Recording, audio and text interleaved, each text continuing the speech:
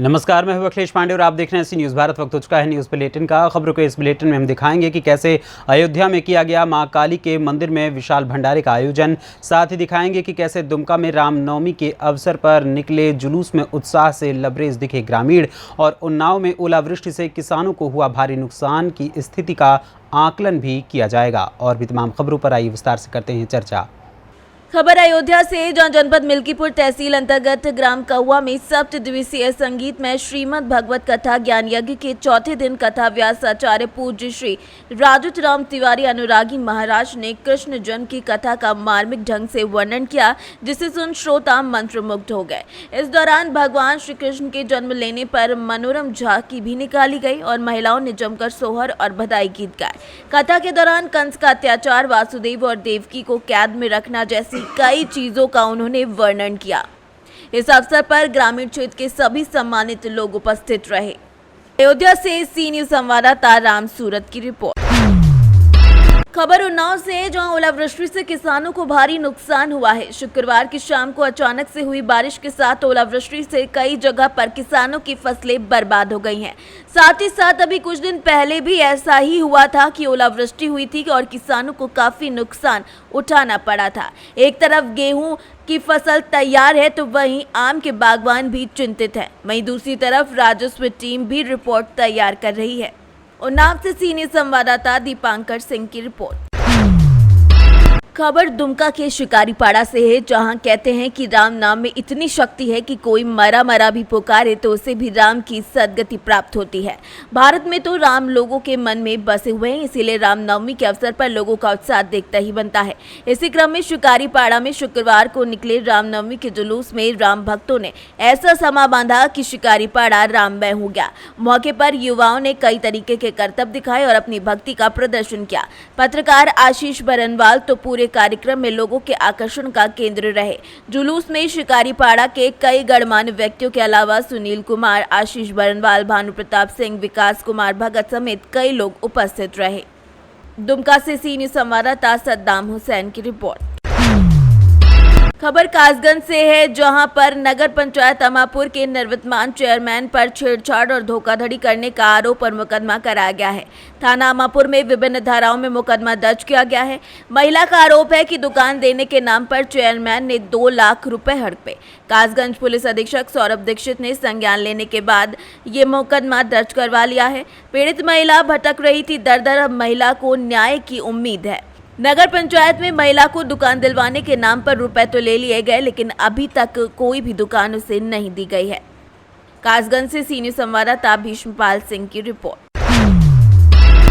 खबर अयोध्या से है, जहां सोहावल तहसील क्षेत्र में श्री हनुमान दुर्गा मंदिर सेवा ट्रस्ट अयोध्या के पदाधिकारियों के द्वारा शेखपुर जाफर में मां काली जी के स्थान पर विशाल भंडारे का आयोजन कराया गया, जिसके बाद सेवा ट्रस्ट अयोध्या के पदाधिकारियों के चेहरे पर काफी सुकून दिखाई दिया। कोषाध्यक्ष मंजीत कुमार ने कहा कि ट्रस्ट के पदाधिकारियों ने अयोध्या जिले में काफी विकास किया है और मां काली के स्थान पर जिलाध्यक्ष रामजी शर्मा सेवा में लगे हुए हैं।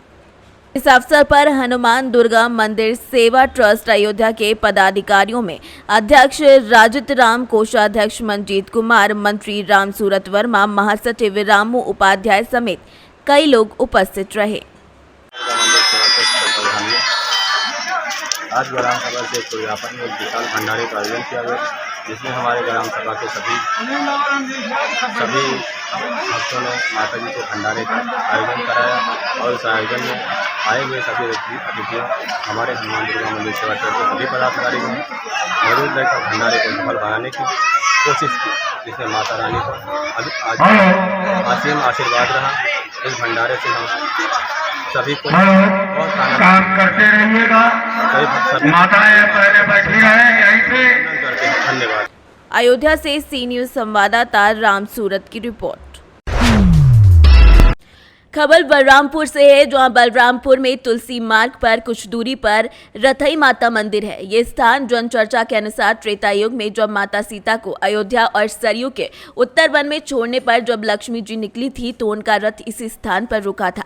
तभी से स्थान रथई देवी स्थान कहलाया है। कालांतर में स्थानीय लोगों ने यहाँ मंदिर का निर्माण करा दिया। अब यहाँ हर साल नवरात्रि में हवन पूजन होता है और मेला लगता है, कलश यात्रा निकाली जाती है और विशाल भंडारे का आयोजन भी किया जाता है। इस बार राजकुमार गुप्ता, वंशी वर्मा, रविशंकर तिवारी समेत कई लोग राहगीरों को प्रसाद वितरित करते हुए दिखे। बलरामपुर से सीनियर संवाददाता अजय कुमार आर्य की रिपोर्ट। खबर झारखंड से है, जहां चंदवा में प्रसिद्ध चंदवा हरैया मेले का उद्घाटन झामुमो के केंद्रीय समिति सदस्य दीपू कुमार सिन्हा, जिला परिषद सदस्य सरोज देवी, समाज सेवी राम यश पाठक, राज्यसभा सांसद प्रतिनिधि असगर खान, कमता पंचायत समिति सदस्य अयूब खान समेत कई लोगों ने संयुक्त रूप से फीता काटकर किया। इससे पूर्व ग्राम प्रधान प्रभु महली ने पूरे विधि विधान से मेले में पूजन की रस्म पूरी की, शांतिपूर्ण मेला संपन्न होने की कामना की। उद्घाटन करने के बाद अतिथियों ने बिजली झूला और अन्य झूला का लुत्फ उठाया। ठेकेदार रियाज खान उर्फ बाबर ने बताया कि कोरोना महामारी के चलते 2 साल तक मेला नहीं लगा था। 2 साल के बाद प्रसिद्ध हरैया मेले का आगाज हुआ है। इस प्रसिद्ध मेले का हिस्सा बनने के लिए जिला ही नहीं राज्य के कोने कोने से लोग आते हैं। चंदवा से सीनियर संवाददाता मोहम्मद शाहिद की रिपोर्ट।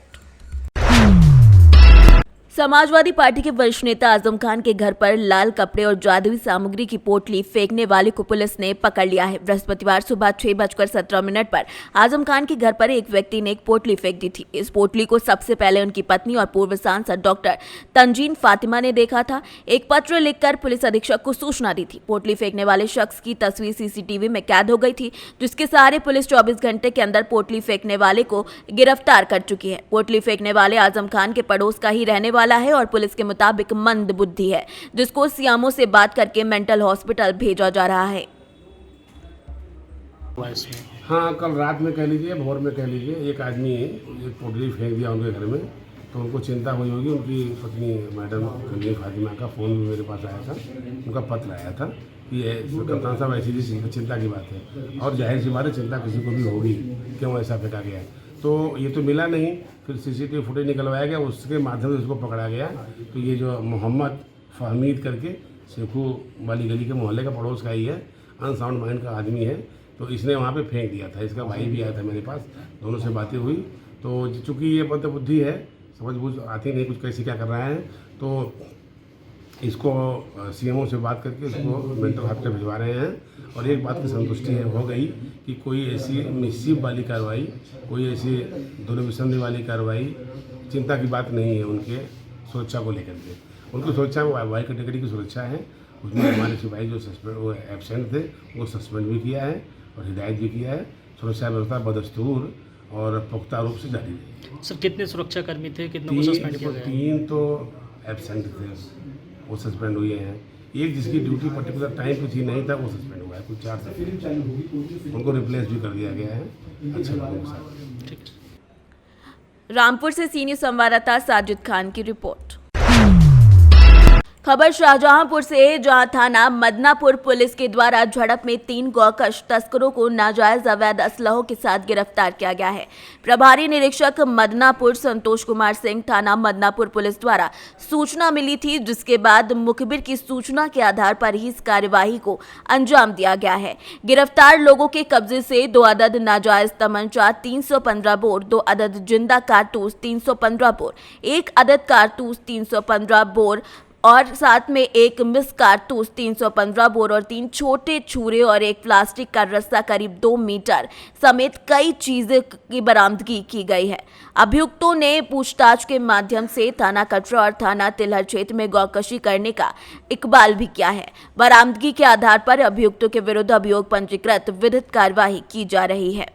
थाना मदनापुर द्वारा एक साहसिक मुठभेड़ में 3 गोकशों को गिरफ्तार किया गया है, जो जनपद बरेली के रहने वाले हैं। रात्रि में गश्त के दौरान 3 व्यक्ति संदिग्ध अवस्था में घूमते फिरते दिखाई पड़े, जिस पर पुलिस द्वारा उनको रोका गया पूछताछ के लिए। तो उनके द्वारा पुलिस पार्टी पर फायर किया गया। पुलिस ने बहुत साहस और संयम का परिचय देते हुए आवश्यक बल प्रयोग करते हुए इन्हें गिरफ्तार किया। गिरफ्तारी के बाद इनसे पूछताछ में ये जानकारी प्राप्त हुई कि इनका एक साथी राजू का इंतज़ार ये कर रहे थे, जो बरेली का ही रहने वाला है, कसाई। और इन तीनों अभियुक्तों के नाम वसीम, रईस और शारिक हैं। इनके द्वारा पूर्व में भी गोकशी घटनाएं की गई हैं और इस जनपद में थाना कटरा और थाना तिलहर में हुई गोकशी की 2 घटनाओं में संलिप्त रहना स्वीकार किया है इन लोगों ने, जिसके साक्ष्य भी हैं।